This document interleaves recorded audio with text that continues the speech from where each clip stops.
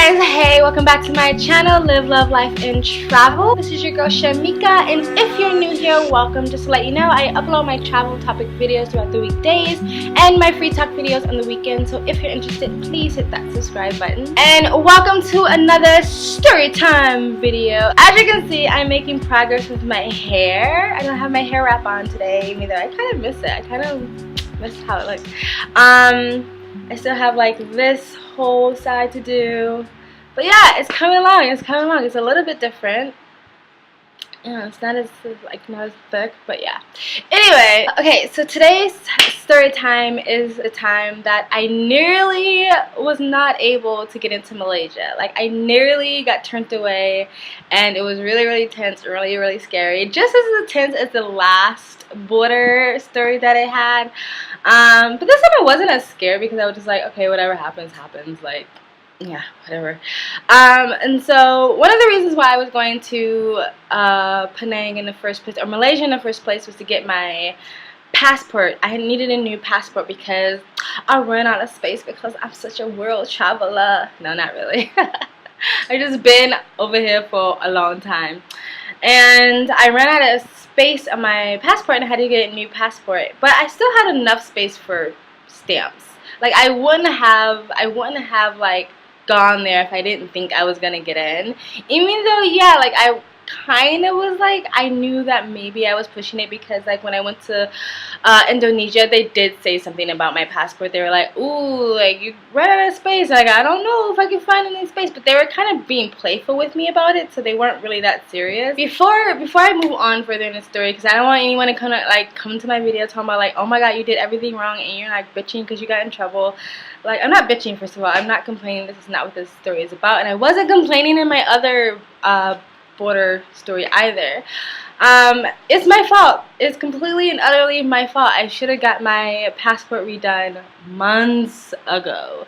It's completely my fault. And if you go online and you look up the requirements to get into most countries will tell you that you need to have at least 2 completely empty pages to get past border control.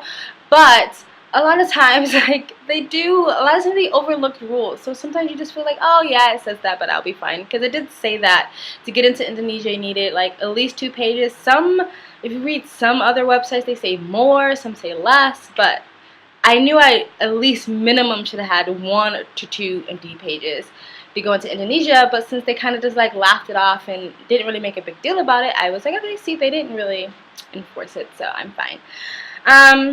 Okay, now for the story. Okay, so I was going into Kuala Lumpur. I flew in through the airport. This is the first time I have ever been in Kuala Lumpur, and you know, I'm standing in line.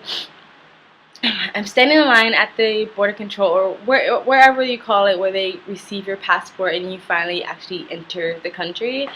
And so I'm sitting there, and I am a little nervous because I do realize that I'm running out of space because you got to get stamped in and stamped out, like you guys both times. And but I'm confident that I'll be fine because I was fine in Indonesia.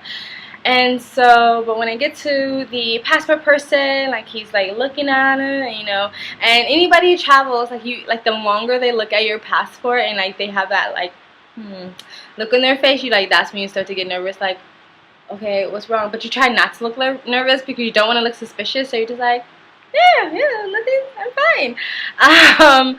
And so he's looking at it, and he's flipping through the pages, and then he's going back and forth, and he's flipping through again, and he's going back and forth, and obviously he's like, he's like trying to find space, and he's like, yeah, like, there's no space for a stamp. And I'm like, yes there is. And he's like, where? And I like turn my passport, and I'm like, there's like at least 3 spaces for a stamp. And he's like, yeah, I don't know, like, I don't know. So I'm gonna send you to immigration office because I'm gonna let them make this call, basically. And so I'm still like kind of confident that I'll be fine, and so I walk into immigration office, and I sit down, and they call me up to immigration. They call me up to the desk, and that's when things start getting kind of like scary. As soon as the immigration officer opened my passport, he accused me. He accused me of carrying someone else's passport, basically. He accused me of, like, how am I trying to say that? As soon as he opened my passport, he pretty much accused me of carrying someone else's passport. As soon as he opened it, he was like, this isn't you. This is not you. No. This is not you. And I was just like, what? No. Like, that's me. Like, that was, like, the last thing. Like, I came in here because I didn't have enough spaces on my passport. I wasn't coming in here because someone thought I had, like, stolen a passport or something. And so when he said that, I was like, whoa, like, that is not the discussion we should be having. Like, I was like, no, that's me. But side note, when I got my passport taken, when I got the picture taken, I always said at some point that picture is gonna get me in trouble because it does not look like me. Because when I went and filled in my passport application, I didn't know you had to get your picture taken at the same time. Because when I was younger, I remember my mom having our pictures taken somewhere else. But now I know she had her pictures taken someone else ahead of time before she went to fill out the application. I did not know that before. So when I went to fill out the application, I literally rolled out of bed in my pajamas. I had really short hair at the time. Like the sides and the back shaved, and then like the top kind of long, like kind of like a Halle Berry do, you know. And like, but it was like I had my hair wrapped on, so it was not done. It was completely like slicked back and not done. I had no makeup on.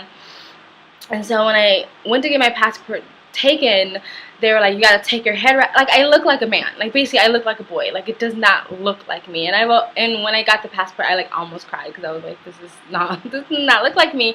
And I even said, like, it doesn't look like me to the extent I feel like I'm not gonna be able to use this passport. I feel like people are gonna look at it and be like, this isn't you.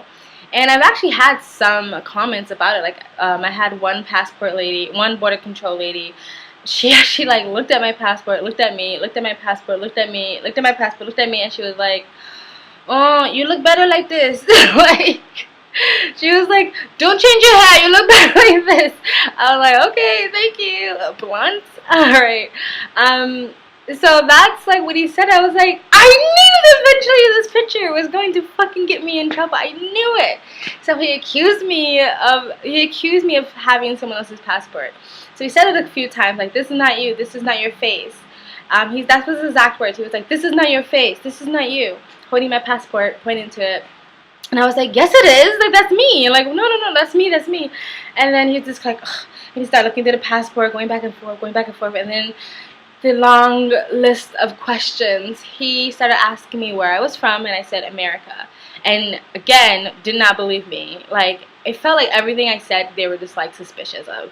And he was like, you're from America. Okay, you sure? And I was like, yeah. He's like, you sure you're from America? I'm like, yeah, I'm from America.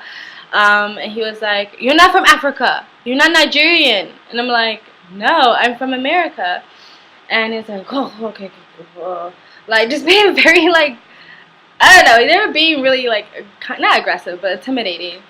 And, okay, so he asked me more questions. He was like, do you know anybody in Malaysia? And I was like, no. He's like, you have no family in Malaysia. Nobody you know in Malaysia. You have no friends in Malaysia. Like, no, I don't know anybody in Malaysia. And then he was, what did I say? Ugh, he was asking all these questions, like, oh yeah, he was like, because I've been to Malaysia. This has happened my 5th or 6th time being in Malaysia. I think my 6th time. And he was like, wow, why so many times you come to Malaysia? Why so many times you come to this country? You don't know anybody in this country. And I was just like, I didn't know you didn't want tourism, like, in your country. Like, I didn't know, like, this is an international airport. Like, people come here to travel, to visit. Like, it was like, geez, like, I didn't know, like, that would, like, I don't know, like, I was just like, because I love Malaysia, like, you know, he asked me what my parents did, and, like, I told him. He didn't believe me, and he seemed like he didn't believe me, and then he started asking me about my money. And yes, if you look at the pages of the requirements to go into certain countries, a lot of times they do say you have to have a certain amount of money and a certain amount of money in your bank account. This is the first time anybody's ever asked me that, in over 2 years. Very shortly, oh my gosh, would be 3 years. So, of course, I just never think about that anymore because no one ever asked me. But they didn't do anything wrong by asking me these questions. Like, they were just doing what they needed to do, but they were just being really aggressive about it. Not aggressive, intimidated. And so, like, I was like, oh gosh. And I was like, well, I don't have my bank account statement, and I didn't have a lot of cash. And they're just like, why? You're not following the rules. And then they just like dismissed me back to my table, my chair, and was like, okay, go, sit down. And like then a bunch of other like immigration officers came and was like looking at my passport and talking to each other and looking at my passport and like passing it around and flipping through it and talking to each other. And I'm just sitting there like, oh my gosh. And as I'm sitting there, like one of the immigration officers are like talking to his friends, looking at me, and he looks at me and he's like, he like scrolls over all like cool, like nonchalant, and he's like sits down next to me and he's like, where are you from? And I was like, I'm from America. He's like, okay. What does your parents do? And I was like, I was almost like, I don't know. But my dad's retired and my mom works in childcare. And he was like, okay. He's like stood up and like looked me up and down like, and like walked away. And I'm just like, what the hell? Like, what is the conversation they're having amongst each other? Like, I don't know what they're talking about. They called me up to the desk like 3 to 4 times, like back and forth, asking me these same exact questions of, where are you from? You're not African, right? You're not Nigerian. What do your parents do? Why are you coming here? Why have you been here so many times? You don't know anybody here? You sure you don't know anybody here? You sure you don't know anybody here? Like over and over, and I was like, no. Finally they started saying like, why are you here this time? Like, what's the purpose of your travels? And I was like, well, I'm here to get my passport renewed, because that's when they finally started getting on the topic of like why I actually went into the office. So they're like, why don't you have any space in your passport? Like, why is it so full? Like, why? What's going on? And I was just like, and start to talk about like why I was coming there to get my passport renewed. And he was like, well, why didn't you get it done in Indonesia? And I was like, well, I don't know. Like, like personally, the reason why is I'm just more used to Malaysia. I'm more used to just being there and getting my stuff done there. So I wanted to go to Malaysia. I've never had it done in Indonesia, and that's why. And I probably said something to the gist of that, and he was like, oh, whatever, go back to Indonesia. Like, we don't want you. Go back to Indonesia. And I was like, I'm not going back to Indonesia.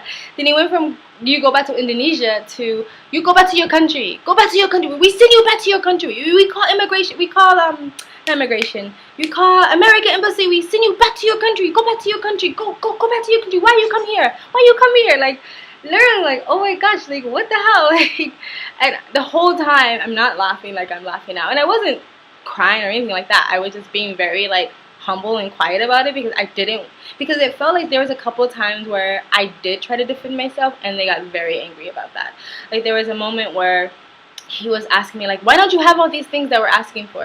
And I was like, well, I've been here 6 times, and this is the first time that I've ever been asked these questions, so I'm just trying to, like, get you to see my point of view of like why I didn't think I needed these things, because I've never, well, I have every right to ask you these questions, every right. And I was like, okay, yeah, never mind, yeah, you're right, you have every right, sorry sir, yep, sorry sir. Like, I was like, okay, I'm gonna just stay quiet for now on. And so a lot of times I just stay quiet. If I didn't know how to answer the question, I just stay quiet. Like, if they were saying things that, even if I disagree with it, I just stay quiet. Like, I would just say, I'm just gonna stay quiet and just be really humble and as much, because I don't want them to think that I'm trying to disrespect them or even disrespect the rules, because the truth of the matter is I was not following all the rules and I didn't have all the things that I needed. So I'm not gonna act outrage about it. I'm gonna be like, yep, you're right, yeah, you're right, I should have had these things, you're so right, you are right, yes sir, yes, whatever you guys do, sir. And so, like, even when they were saying, like, constantly asking me these questions about, like, are you from Africa, all that stuff, I just simply said no every time, very calmly, like, no, I'm American, I am born and raised in America, nope, I'm not, no, just quiet as possible. And I do recommend that, like, don't ever get rude or loud or outraged about things, especially when you're in the wrong.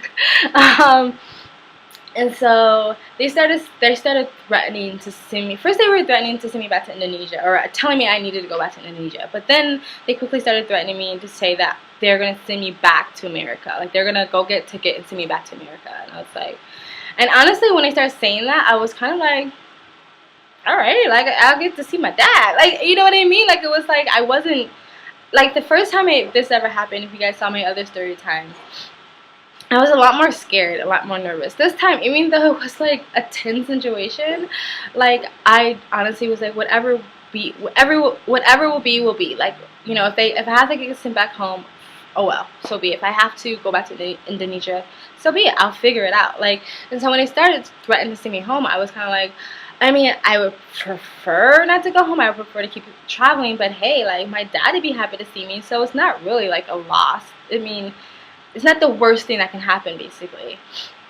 And there was other things that I noticed that while I was sitting there, because I was in there for like a good hour or so, and like they kept sending me, calling me up and sending me back, calling me up, sending me back. So when I was sitting on my chair just waiting, like I would to observe other things because I was bored. So I'm like eavesdropping on other people's conversation. I noticed I was not the first person they said go back to your country. There was another couple. I feel like they were from Iran or somewhere in the Middle East, and it was a girl traveling with her brother, and she didn't speak that much English. And the immigration officer started being like, why don't you speak English? Why? Go back to your country. Go back to your country. Like, and I'm just like, geez, it's an international airport. Did you not realize that people from all over the world is going to come here? It's international.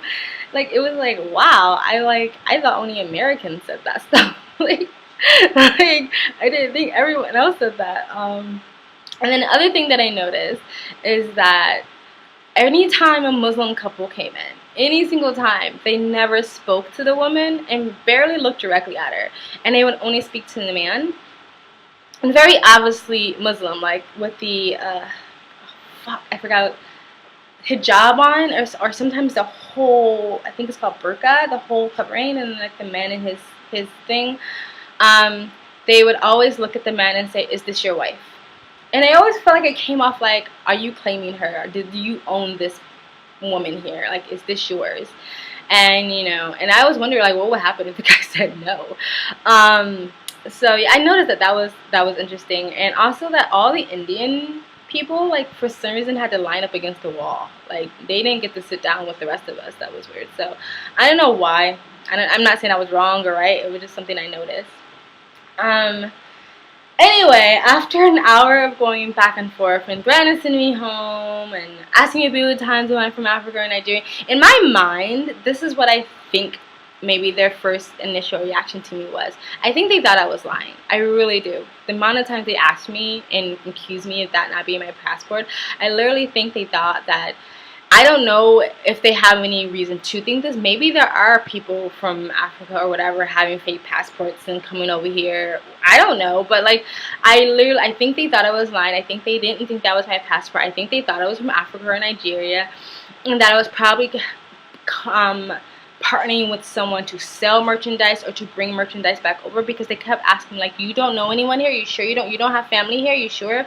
Like, they kept asking if I know people there. Like, they did ask me if I had business there, if I was working there. They kept asking me a bunch of questions. So I really do think they thought I was straight up lying, and that they were trying to catch me, like, in that lie. Like, we're gonna catch you lying. Like, you're lying. And that's why they kept asking me over and over again, just trying to maybe give me time and break me down so I would, like, confess or something. But I didn't, because that's not true. It almost seemed like they care less about the passport and all the other rules that I had broke. And I think they cared more about trying to make sure that I wasn't doing anything illegal in their country or whatever. After about an hour or so, they just called me up to the desk and they stamped it and they said, here, take it. Like, come on, dude. Here you go. All right, go. You know, next time, young lady, next time, have all your stuff you need. You come to this country, have all your stuff. I said, yes, sir. Next time, don't worry, sir. Yes, sir. I would never be coming back to fucking Kuala Lumpur. No, I'm just kidding.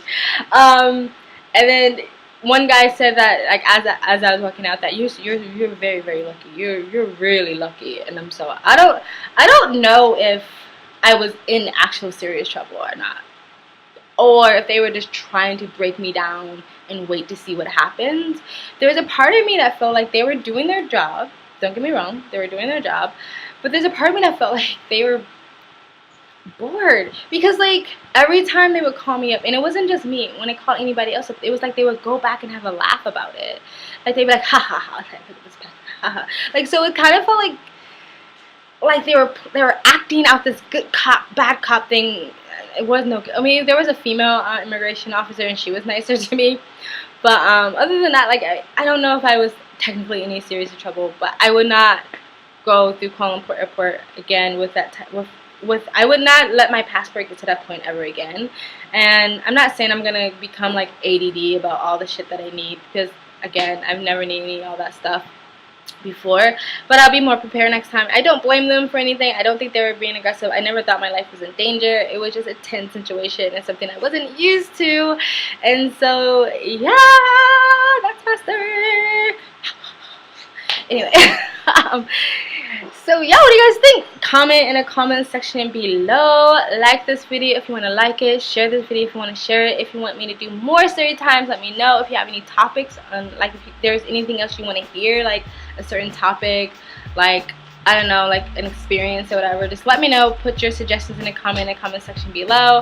And if you want to continue to follow me in this crazy, beautiful game called life, please subscribe. And if you subscribe, hit that bell so you get the notifications when I do upload. And check out my social media. I have the links down below: Instagram, Twitter, and my Facebook page. And if you want to continue to help me grow and expand my territories and horizons, whatever, please, you can donate to my Patreon or my PayPal. And thank you guys from Live, Love, Life, and Travel.